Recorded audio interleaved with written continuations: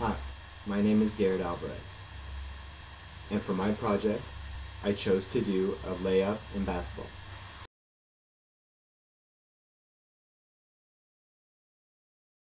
Before I begin to explain the mechanical breakdown of shooting a layup, I'd like to first show you my beginner's very first trial.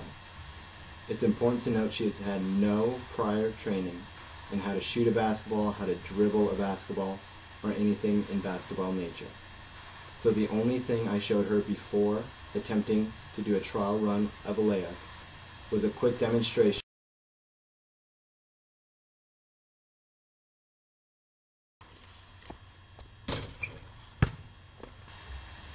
My goal for my subject was to have her eventually make 6 out of 10 layups. Next, I would like to discuss 3 important drills that will help and aid in making sure that my subject becomes better acquainted with shooting a layup as well as becoming more acquainted with basketball as well.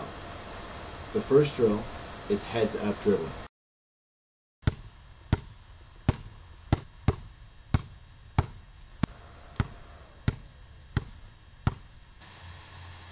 My second drill is a very basic one, but it is also very important to attain maximum height on your vertical leap.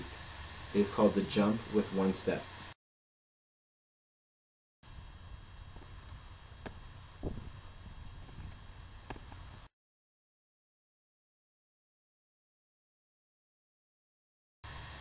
In the preparation phase, the key is to put your body in the proper positioning in order to successfully make a layup. The 2 key elements in this phase are getting into an offensive position and facing the rim. The offensive position is knees slightly bent and feet shoulder width apart.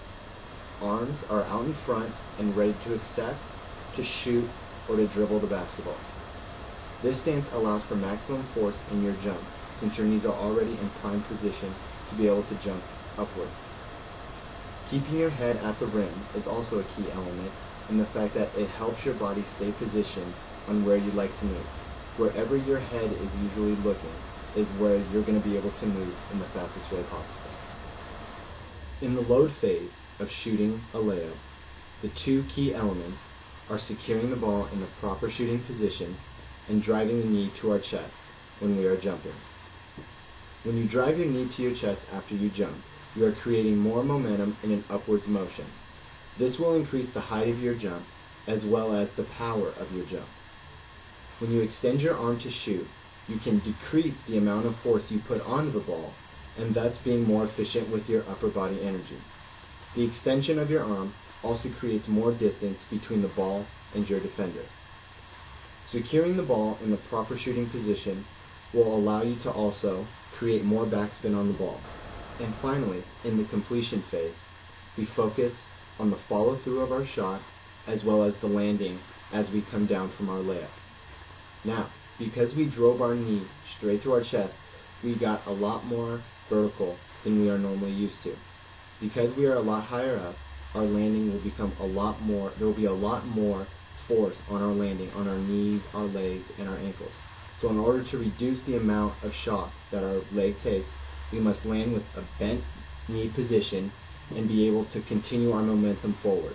Trying to stop our momentum will only occur in injury like pulling something or possibly breaking something. The second important key element, as I mentioned, was following through when you shoot.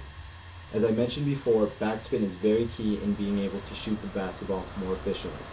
So when you follow through with the basketball, this almost ensures proper backspin on the basketball and thus creating a higher chance for you to make the shot.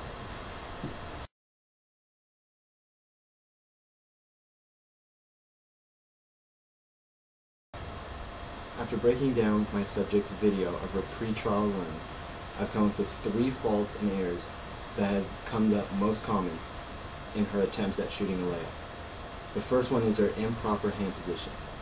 Her hands are on both sides of the basketball, whereas the best basketball position is with one hand on the side and the other behind the ball. This allows for security in your hands as well as easy for a follow-through. The second mistake that she tends to make is that she does not jump basically at all in her attempt to shoot a layup. The importance of jumping as you shoot a layup is so that it's you can place the basketball easier on the glass of the backboard, and so that you exert less force on the upper body and more force on your lower body. It is important to do that because if you exert more force on your upper body, your shot will become a little more flat and therefore not have the touch needed to be able to shoot a layup properly. My subject's third most common flaw was her lack of a follow-through after the shot. If you notice in the video, her shot seems to have a sideways spin on the basketball. This is the exact opposite of what you would like. It's ideal to have a backspin on the basketball so that when shot at a proper angle, the ball basically falls in the basket. In order to help give yourself a better chance to shoot a backspin with backspin on the ball, is to have your hand in the proper hand positioning discussed in the first fault.